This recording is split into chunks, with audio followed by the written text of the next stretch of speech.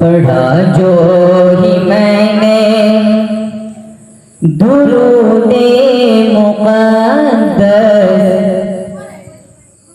تو بے چین دل کو قرار آ گیا ہے۔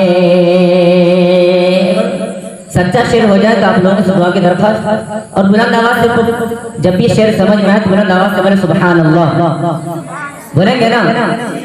ایڈوانس بولے بلند آواز سے سبحان اللہ، کیونکہ آپ لوگ سبحان اللہ بولیں گے تو ہماری حوصلہ بلند ہوگی۔ میں یہاں پیسے نہیں بلکہ آپ لوگوں کی دعائیں لینے آیا ہوں۔ پڑھتا ہوں وہ درخواست دیکھے گا۔ پڑھا جو ہی میں نے، پڑھا جو ہی میں نے درود مقدس تو بے چین دل کو قرار آ گیا ہے۔ پڑھا جو ہی میں نے درود مقدس تو بے چین دل کو قرار آ گیا ہے۔ پڑھا جو ہی میں نے،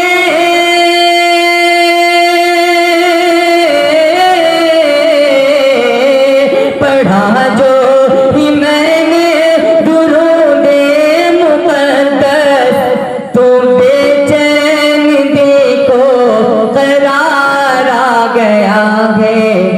رسول خدا کی ثنا کرتے کرتے میری شاعری پر نکھار آ گیا ہے۔ ماشاءاللہ، بہت بہت شکریہ۔ رسول خدا کی ثنا کرتے کرتے میری شاعری پر نکھار آ گیا ہے۔ اور یہ خصوصا شعر غفران نیپالی کا کہ کرے گا جو سنت کوئی ایک زندہ، ارے ملے گا اسے 100 شہیدوں سے رتبہ۔ کرے گا جو سنت کوئی ایک زندہ، ملے گا اسے 100 شہیدوں سے رتبہ۔ کرے گا جو سنت کوئی ایک زندہ، ارے ملے گا اسے 100 شہیدوں سے رتبہ۔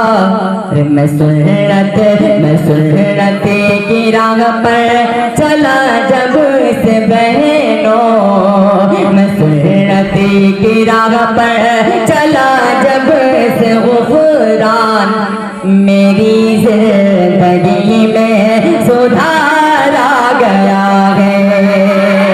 میں سنت کی راہ پر چلا جب سے غفران میری زندگی میں سدھار آ گیا ہے۔ پڑھا جو ہی میں نے درود مقدس تو بے چین دل کو قرار آ گیا ہے۔ آپ لوگوں کو سمجھ میں آیا کہ درود شریف کیا چیز ہے؟ تو پھر ایک مرتبہ بلند آواز سے پڑھے درود شریف، پڑھیے۔ اللہم صلی علی محمد النبی الامین وعلی آلہ وسلم تسلیما۔ یہاں آپ لوگوں کے بیچ آپ لوگوں کو پڑھانے والی عالمہ محترمہ ہماری بہن انجم پروین وہ بھی تشریف رکھتی ہیں، اور باقی علماء کرام کی میں دعا لیتے شعر کا آغاز کرتا ہوں۔ پڑھتا ہوں وہ درخواست ملاحظہ فرمائیں۔ آج یہ دین کس مرحلے تک پہنچ چکا ہے، اور یہ سمجھ میں آئی یہ شعر تو دیکھیے کہ غفران نیپالی کو دعا سے نوازے گا۔ پڑھتا ہوں، دیکھیے گا۔